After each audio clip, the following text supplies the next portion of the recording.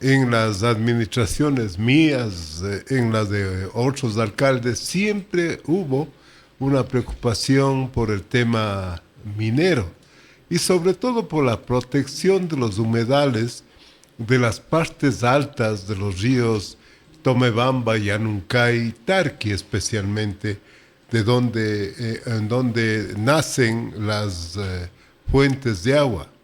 En ese contexto yo recuerdo que en mi administración, por ejemplo, se hizo una proclama por unanimidad del Consejo Cantonal, haciendo referencia a una protección integral de las fuentes hídricas en el año 2017 y luego, no solamente eso, Rubén, en las dos alcaldías, recuerdo que en el año 2007 aproximadamente se firmó el segundo crédito del BID para la segunda fase de los planes maestros. De tal manera que en la ciudad de Cuenca existe una inversión cuantiosa, enorme, yo diría superior a los 200 millones de dólares que ha venido llevando Etapa, con mucho cuidado, siempre protegiendo las fuentes hídricas y dotando de agua potable, dotando de vida a la ciudadanía, haciendo un trabajo por demás minucioso, al menos en la época que me tocó el honor de dirigir a la ciudad de Cuenca. Y es por eso que lo menos que se podría hacer es respaldar una posición cuencana que además se ha visto claramente manifestada en las diferentes consultas que se han hecho. En el 2021, recuerda Rubén, más del 80% de la población de Cuenca dijo no a la explotación minera. Dijo sí al agua, sí a la vida, sí a la protección de los páramos y desde luego no a la explotación de minera. Aquí hay un tema importante que señalar, que los lugares en donde se harían la explotación minera están ubicadas en la parte alta de los humedales y más alto aún, más arriba aún que las captaciones de agua. De tal manera que cualquier mínimo situación en contra de el agua, pues indudablemente va a causar enormes problemas a la ciudad de Cuenca, Rubén, y es por eso que el día martes nos reunimos los exalcaldes en la Cámara de Industrias, conversamos sobre este tema y resolvimos hacer un manifiesto que se ha publicado posteriormente ya en las diferentes redes sociales. Es lo mínimo que podemos hacer, exhortando desde luego a que estas acciones sean lo suficientemente fuertes, lideradas por las autoridades actuales y haciendo valer sobre todo la voluntad soberana de la ciudad de Cuenca en cuanto a la protección de sus fuentes de agua. Marcelo, usted es un técnico, usted es ingeniero y conoce sobre la situación. ¿En base a qué se han dado todos estos informes que usted de hecho los debe haber revisado? Etapa tiene estudios que contaron, recordaremos que en la administración, en una de las administraciones anteriores de Etapa, se hizo un estudio, hubo un equipo técnico de franceses que llegaron a hacer un levantamiento de información. Esto también le costó a la empresa Etapa el levantamiento de esta información. Hay el pronunciamiento del ingeniero Galo Ordóñez, también es compañero suyo en la Universidad Estatal de Cuenca, que dio un pronunciamiento técnico, porque aquí también hay que partir de la parte técnica. ¿Qué es lo que dicen todos estos informes técnicos? Mire, Rubén, primero partamos que los lugares en donde se haría la explotación minera están ubicados en lugares mucho más altos que los puntos en donde se hace la captación de agua. Recuerde usted que las captaciones son superficiales. Los humedales son esponjas de agua que están ubicados en la parte alta de los ríos, y ciertamente hay que considerar que estos están asentados sobre rocas fracturadas por la variación brusca de las temperaturas.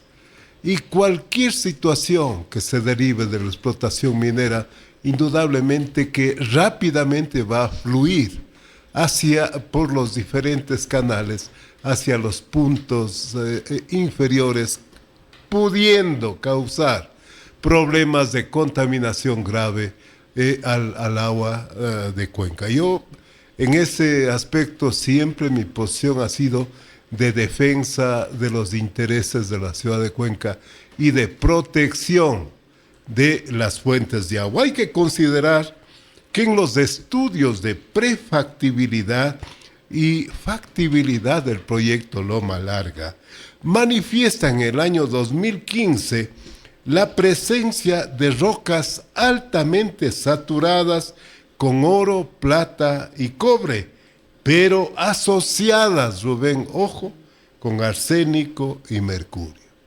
Tal manera que hay que tener mucho cuidado en estos temas, y no conozco si los estudios han avanzado mucho más que lo que teníamos en el informe hasta el año 2019, pero indudablemente esto sí preocupa a la ciudadanía, preocupa a Cuenca. Claro, bueno, también hay un informe que se ha actualizado por parte de la empresa Etapa. Recordaremos que el juez mandó a hacerse un informe en conjunto, el Ministerio del Ambiente con la empresa Etapa. Hubo un pronunciamiento que lamentablemente no pudieron las dos instituciones hacer este informe en conjunto, como determinó este juez que sigue esta causa y esta acción de protección que ha sido presentada, pero no se pudo dar. Cada quien entregó el mate por su lado y Etapa por su lado, y Etapa efectivamente habla lo que usted acaba de manifestar y se ratifica en este informe.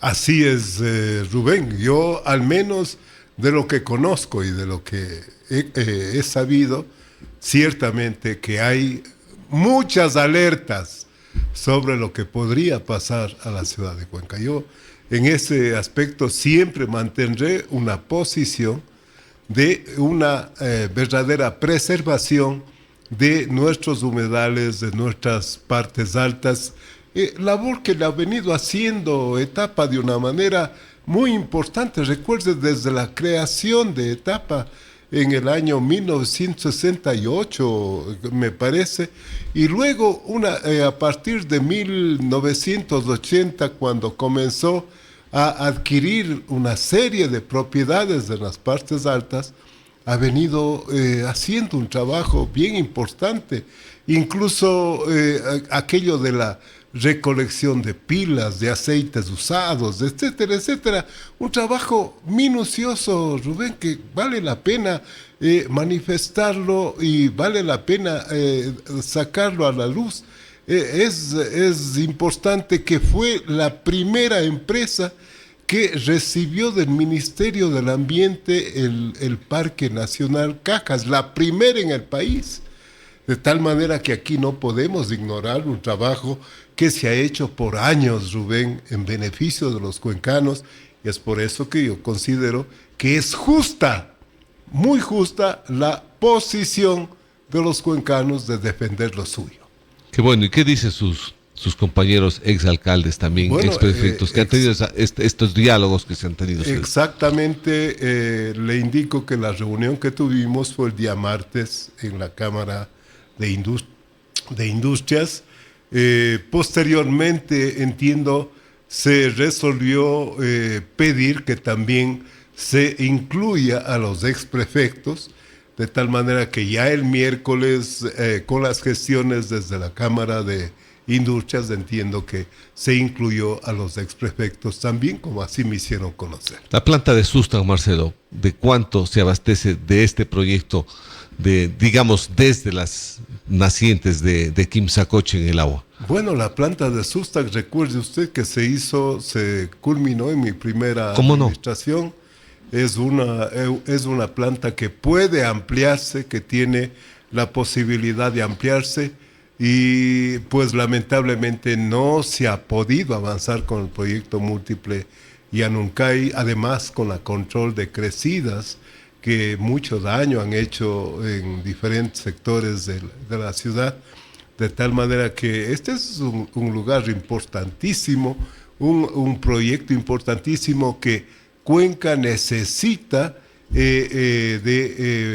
necesita en el sentido de ampliar sus capacidades para mejorar el servicio de agua, especialmente a sectores como Tarqui, Victoria del Porcete, etcétera, etcétera. Pero esto se abastece, la planta del agua que viene y nace del sector de Quimsacocha. Así es. Esa es la situación que hay que dejarlo muy en claro. Marcelo, pasando sobre este tema delicado que es la situación minera y que esperamos saber cómo se pronuncian las autoridades en los siguientes días y que ya de hecho ha causado reacción, incluso fue una comisión de aquí de la ciudad de Cuenca para ser recibido por una de las comisiones de la Asamblea Nacional en donde se hicieron exposiciones sobre este tema minero. Pasemos a la parte política, Marcelo, usted como una ex autoridad de aquí de la ciudad y de nuestra provincia.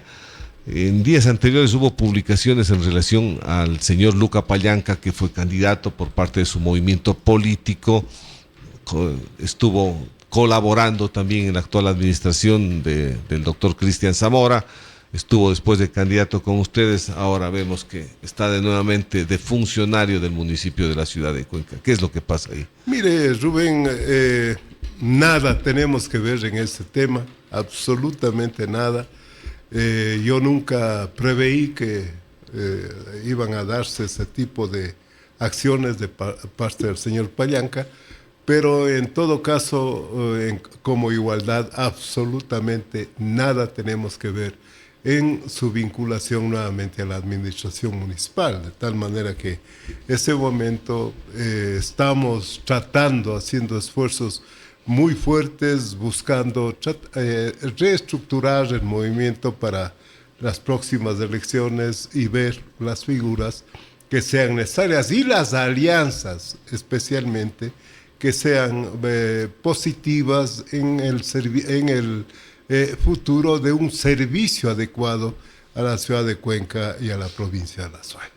¿Cómo ha visto la ciudad en estos últimos tiempos, Marcelo? Hemos visto situaciones que no habíamos estado acostumbrados dentro de la ciudad de Cuenca, comportamientos, por ejemplo, de las juntas parroquiales, esta situación de pedir la derogación de PDOTs, PUCs, las OVGs, el tema de las multas compulsorias, los lotes mínimos, las sanciones que tiene que ejercer la municipalidad de Cuenca, cuando podemos decirlo y con mucha claridad, Marcelo, y usted lo sabe porque ha estado también en la alcaldía de la ciudad de Cuenca, el crecimiento amplio que ha tenido la ciudad de Cuenca, las extensiones que se han hecho hasta la ruralidad, construcciones ilegales, se ha construido en lugares inadecuados, pero como que en el fondo la ciudad empieza a crecer ya de una manera desordenada, Marcelo.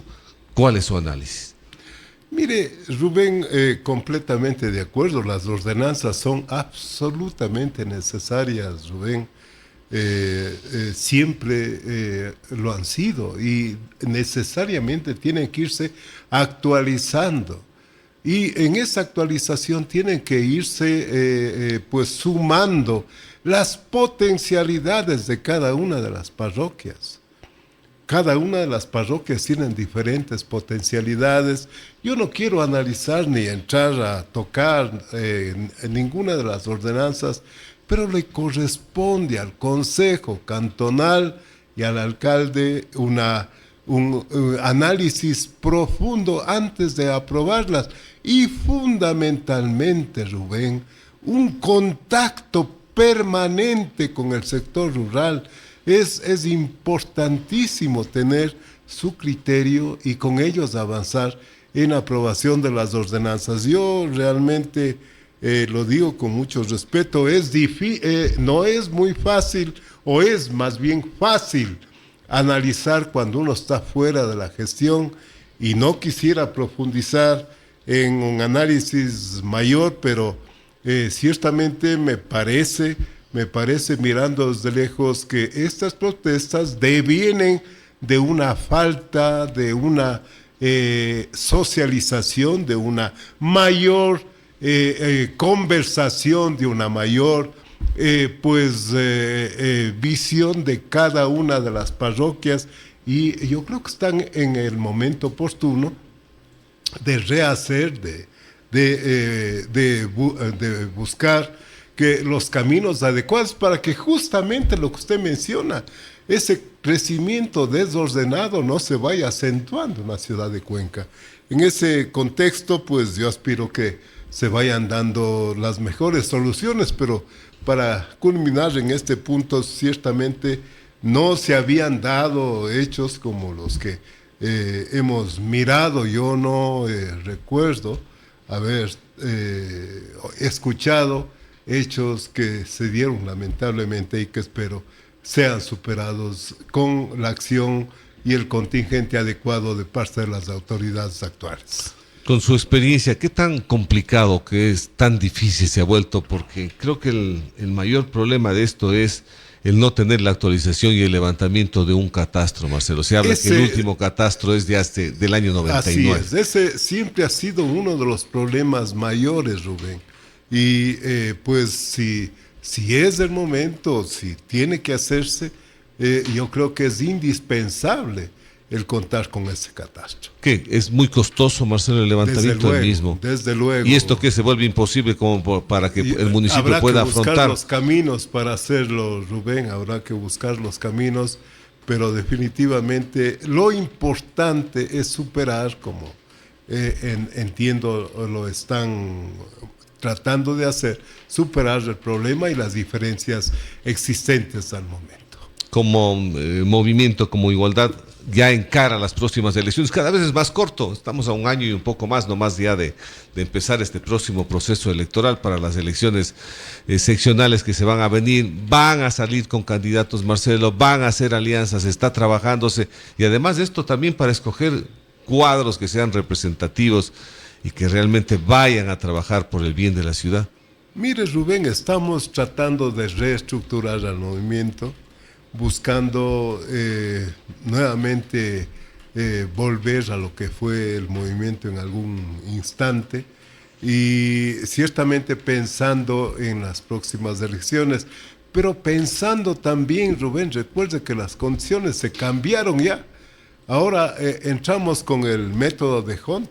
Cambió, sí, pues. Cambió completamente, y recuerde que hay que buscar sobre todo el mayor número de alianzas que nos permita una supervivencia posterior. Si no si no tenemos esa posibilidad, pues definitivamente estaremos en un momento muy difícil.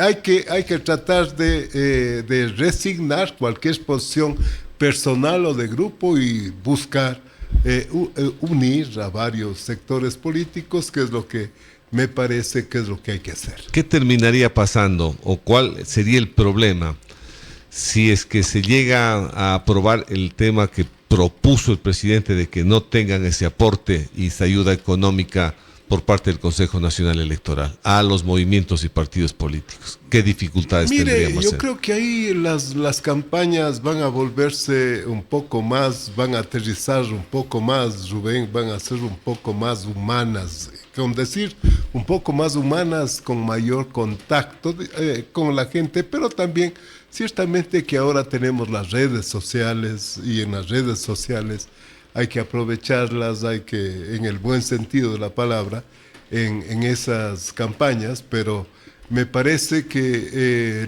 las campañas van a ser más pobres, y de hecho no va a haber esa relevancia, ese gasto excesivo de dinero que se ha dado y hemos visto de diferentes sectores políticos. En el caso suyo, Marcelo, ¿va a volver a ser candidato? Mire, Rubén, está muy lejos todavía.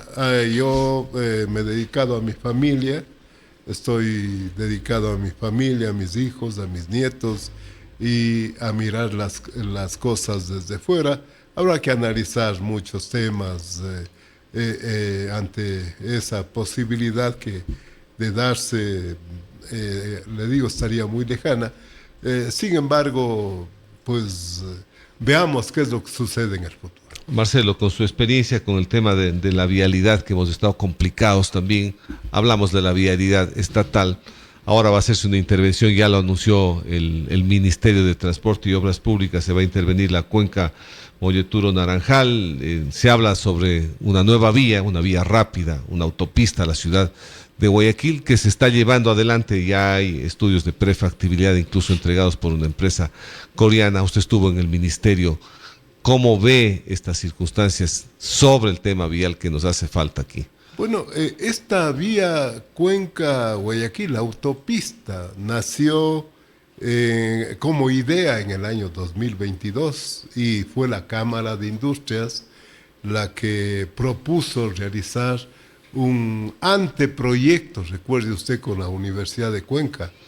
Luego se contrató a esta empresa coreana que ha planteado 3 alternativas. Y justamente en la reunión del día martes de la Cámara de Industrias nos decían que necesitamos urgentemente una reunión para exponer las alternativas que devienen de esta propuesta, de tal manera que yo aspiro y es de urgente necesidad para Cuenca que este proyecto avance y que no vayamos con asignaciones muy pequeñas. Yo diría,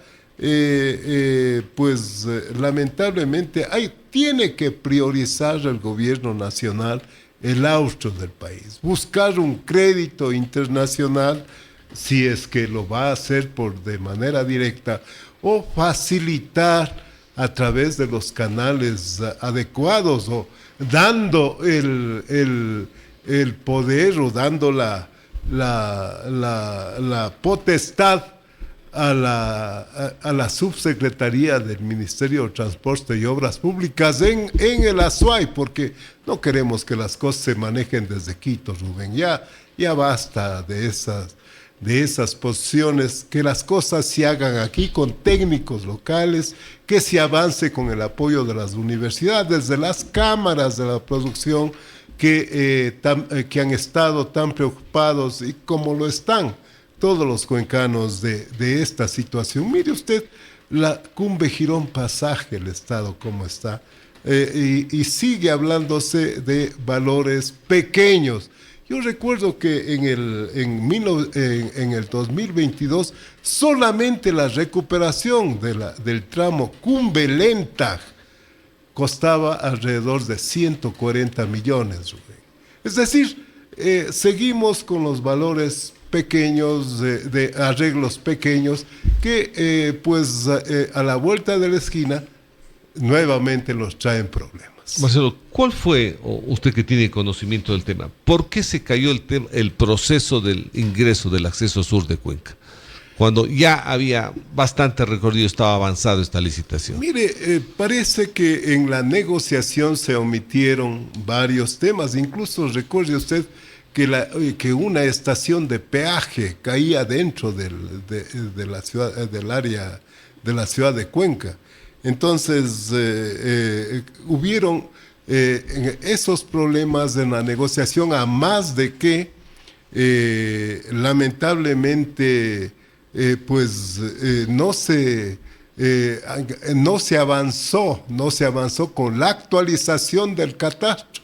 Recuerde usted que hubieron reuniones, Rubén, ya con justos reclamos de los ciudadanos, porque se les pretendía expropiar terrenos a $1, a $2, a $5, lo cual no de ninguna manera podía darse paso, pero en ese momento también hacía falta una mayor acción del gobierno local que ayude con estos temas de la revalorización de los terrenos.